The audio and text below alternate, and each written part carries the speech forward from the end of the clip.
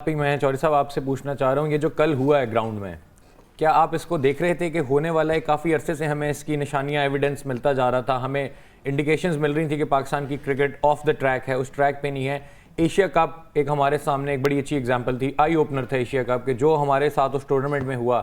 बजाय कि हम गलतियों से सीखते, चेंजेस करते, जो भी अमेंडमेंट्स हमने करनी थी वो हम अपनी क्रिकेट में करते और हम वर्ल्ड कप के लिए आते, लेकिन बिल्कुल उल्टा हुआ है यहाँ तो सर। तो ये उसामा, सबसे पहले तो ये कि ये पाकिस्तान क्रिकेट की तारीख का एक और स्याह दिन है कि हम अफगानिस्तान जैसी टीम, कमज़ोर टीम के हाथों वर्ल्ड कप में हार गए और 7 मरतबा हम इस टीम के ख़िलाफ़ जीते हुए हैं और आज पाकिस्तान टीम बुरी शिकस्त हुई। और इसका साफ मतलब है कि अफगानिस्तान ने पूरा होमवर्क आपके बॉलिंग लाइनअप पे किया था कि शाहीन अफरीदी को विकेट नहीं देनी, आपने हारिस रऊफ को स्लॉग करना है और हारिस रऊफ को वैसे ही कब तक समझ आएगी। मैं समझता हूँ हारिस रऊफ अपने आप को साबित कर रहा है कि वो टेप बॉल क्रिकेटर है, T20 का क्रिकेटर है। आप उसको वनडे का क्रिकेट या टेस्ट का स्टेटस ना दें। आपने अगर अब भी ये चीज़ों से सबक ना सीखा तो 4 साल बाद वर्ल्ड कप भी इसी तरह ही होगा, आप फिर वहीं पे बैठे होंगे। बहुत ज़रूरत है इस टीम में तब्दीलियों की। देखिए, जोनाथन ट्रॉट ने कहा कि हमें कोई, जिस तरह हमने इंग्लैंड को शिकस्त दी और उसके बाद पाकिस्तान को शिकस्त दी, ये मत सोचें कि हम छोटी टीम है। हम पूरा होमवर्क करके आए हर टीम के खिलाफ। जिस तरह उनके रहमानुल्लाह गुरबाज ने, रहमत शाह ने और इसी तरह जदरान ने, इब्राहिम जदरान, हाँ, उन्होंने रन्स किए। उन्होंने आपकी टॉप बॉलिंग लाइन आपके खिलाफ बिल्कुल स्टेट बैट के साथ रन्स किए। आपका बॉलिंग कप्तानी कहीं नजर नहीं आई।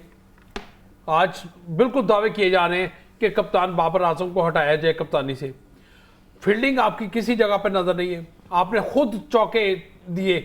लगता था जो पाकिस्तान क्रिकेट बोर्ड है, जैसा मैंने कल आपको एक खबर ब्रेक की, बिल्कुल, कि पाकिस्तान क्रिकेट बोर्ड ने वजाहती बयान जारी किया है कि टीम में ग्रुप बंदी नहीं है। अगर टीम में ग्रुप बंदी नहीं है तो आपको क्या जरूरत है एक ऐसी प्रेस रिलीज जारी करके अपने आप को साबित करने की टीम में ग्रुप बंदी नहीं है? इसका मतलब भाई तो कुछ हो रहा है, कुछ ना कुछ दाल में काला है। बिल्कुल है, ये दाल में जो है। काला है, ये आपके तमाम प्लेयर्स, आपका शाहीन अफरीदी बॉलिंग नहीं कर रहा पूरे कल तो लग रहा था सारी दाल ही काली है, सारी दाल। मैं कह रहा हूं कि अब पाकिस्तान क्रिकेट जिस नहज पे पहुंच गई है, पाकिस्तान सेमीफाइनल में नहीं होगा। मैं लियाज साहब के साथ बिल्कुल एग्री करता हूं कि ये जो मिकी आर्थर है, डायरेक्टर टीम है, किस चीज़ के पैसे ले रहा है? वहां पर बैठने के या वहां पर मुख्तलिफ स्टाइल के मुंह बनाने के? बात यह है कि अब पानी गुजर चुका, इन पुलों से पानी गुजर चुका है। अब सिर्फ ऑपरेशन क्लीन अप होना है। आपने एशिया कप के बाद जब वहां पर शिकस्त हुई, आपने एक टेक्निकल कमेटी को वहां पर जिम्मेदारी दी कि वो तमाम चीज़ों को असेस करे और टीम में तब्दीलियों का करे। वो टेक्निकल कमेटी जो, जिसमें हफीज़ है, मिसबा थे और चीफ सेलेक्टर इंजमाम थे, उन्होंने क्या किया? देखें, जब आप हाईली पेड होते हैं ना, आपको डर होता है कि प्लेयर्स को मैंने निकाला तो कल प्लेयर मेरे खिलाफ ना हो जाए कि इसको सिलेक्शन कमेटी से नौकरी की पड़ी है, जैसे होता है ऐसे? होता है, बिल्कुल। देखिए, जब मैंने शाहिद अफरीदी का जो हुआ था, मुझे आई हैव टू बी, मैंने रिज़ाइन कर दिया था, लेकिन ज़कार साहब ने वापस ले। देखिए, आपको इन चीज़ों की मैं बिल्कुल 100% एग्री करूँगा। सबसे जो बड़ी प्रॉब्लम ये है, सॉरी आप बात करें। सबसे इम्पोर्टेंट चीज़ ये है कि हमारी जो इस वक्त डोमेस्टिक क्रिकेट है, जब तक आप डोमेस्टिक क्रिकेट को इम्प्रूव नहीं करेंगे, आप उनको थोड़ा सा लंबा नहीं लेके जाएंगे। 1 महीने के लिए फर्स्ट क्लास क्रिकेट क्या है? कुछ भी नहीं है सर। फर्स्ट क्लास क्रिकेट तो इन कई प्लेयर्स ने खेली नहीं है। मैं एक और बात करूंगा, क्योंकि फर्स्ट क्लास क्रिकेट की बात दूर चली जाएगी, क्योंकि हमारा जो सबसे बड़ा गया 4 साल हमने फर्स्ट क्लास क्रिकेट में किसी और तर्ज की क्रिकेट खेली। अब 4 साल बाद अब नजम सेठी और ज़कार अशरफ का दौर आया तो हमने वही रीजन बहाल करके डिपार्टमेंट क्रिकेट को बीच में लाकर नई क्रिकेट शुरू कर रहे हैं। बिल्कुल ठीक है। लेकिन यहाँ पर एक और मैं आपको बात बता दूं कि पाकिस्तान क्रिकेट बोर्ड में जब तक स्टेबिलिटी नहीं आएगी, इस्तेहकाम नहीं आएगा, उस वक्त तक ये प्लेयर्स जो है ना, ये अपनी मनमानियां करेंगे, ये आपस में ग्रुप बंदी करेंगे, दोस्तियां यारियां बनेंगी और पाकिस्तान को इसी तरह 25 करोड़ आवाम का कल दिल टूटा है। बिल्कुल सर, रातों को नींद नहीं आई लोगों को।